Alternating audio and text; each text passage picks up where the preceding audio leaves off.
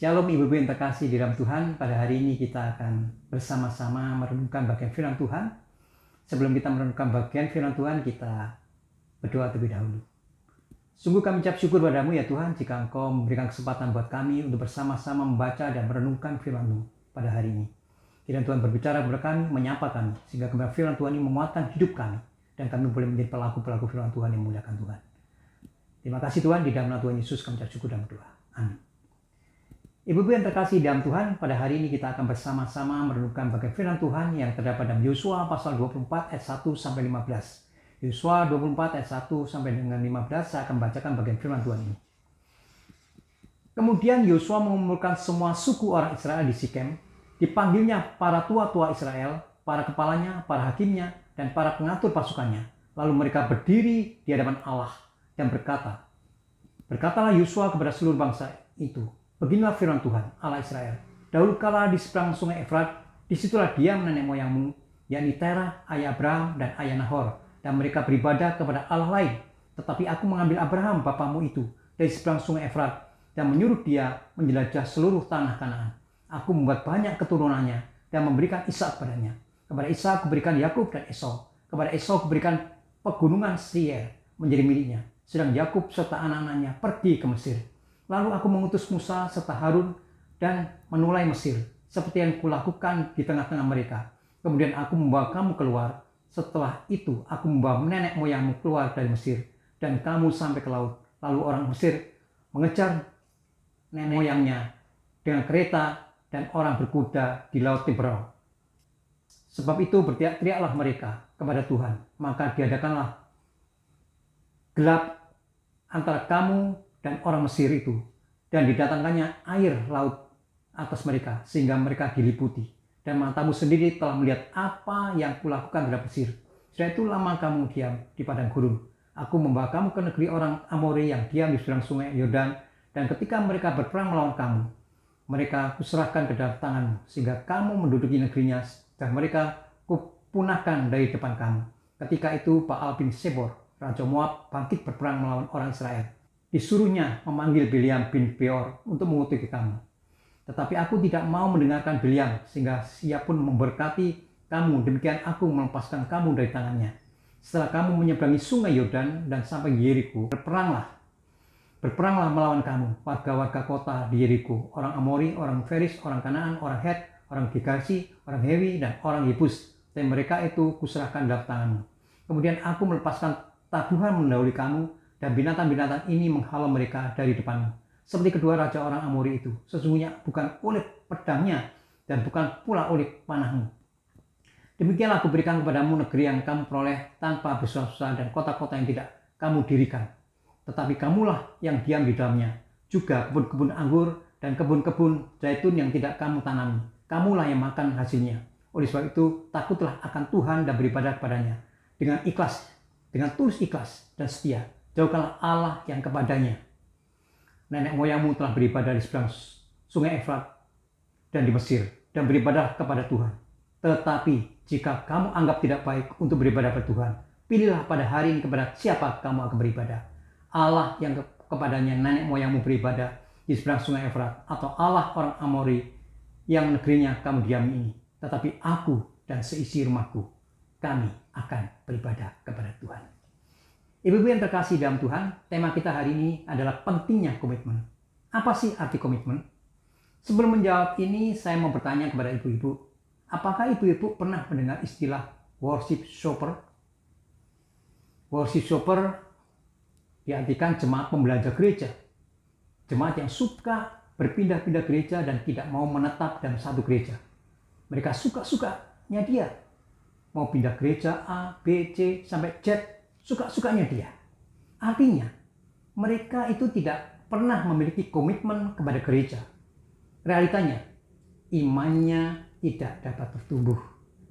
Sebenarnya mereka itu menderita. Imannya memudar, dan perasaan kasihnya memudar. Itu contoh dari jemaat yang tidak memiliki komitmen. Kemudian apa arti komitmen? Komitmen adalah ikatan perjanjian. Ketika seorang menyatakan komitmennya, maka sesungguhnya dia sedang menyatakan untuk mengikatkan dirinya, berjanji untuk melakukan sesuatu. bukan hanya berjanji, tetapi melakukan sesuatu.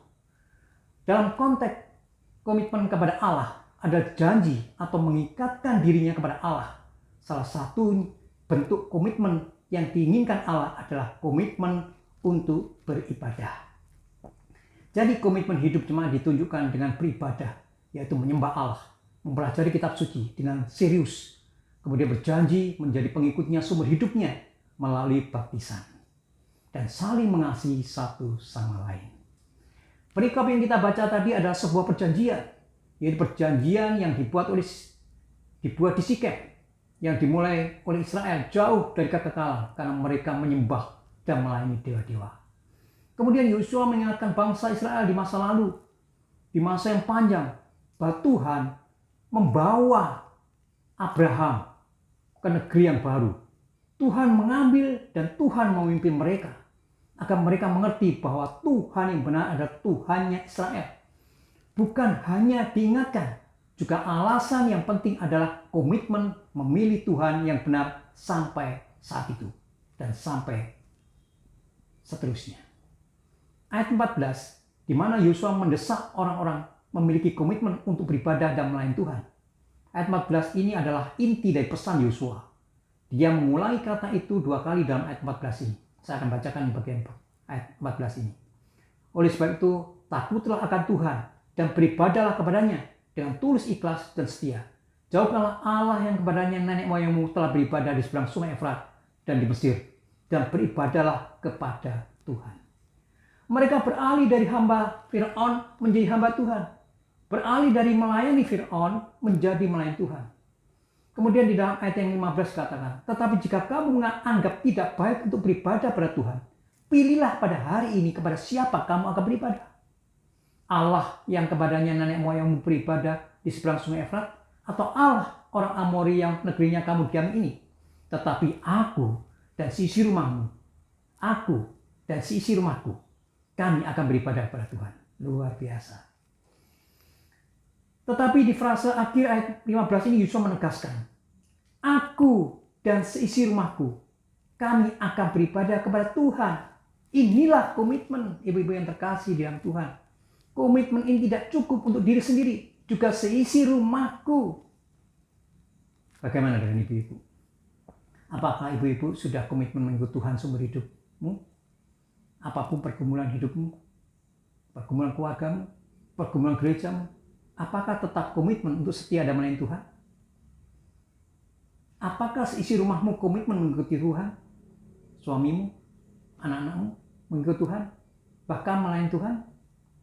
Ibu yang terkasih, gereja yang kuat dimulai dari keluarga yang kuat. Oleh sebab itu, bawalah anggota keluargamu, suami, anak-anakmu, seisi rumahmu untuk setia beribadah, bahkan melayani Tuhan. Dengan demikian, seisi rumahmu beribadah dan melayani Tuhan, sehingga gereja akan menjadi kuat. Aku dan seisi rumahku, kami akan beribadah kepada Tuhan. Ternyata bukan hanya Yosua dan keluarganya yang komitmen mengikuti Tuhan. Ayat 21 dikatakan, tetapi bangsa itu berkata kepada Yosua, tidak, hanya pada Tuhan saja kami akan beribadah. Luar biasa. Yosua setia memiliki komitmen, keluarganya komitmen, bangsanya juga komitmen beribadah pada Tuhan. Marilah ibu-ibu yang terkasih dalam Tuhan, ibu-ibu setialah mengikut Tuhan seumur hidupmu. Setialah melayani Tuhan seumur hidupmu.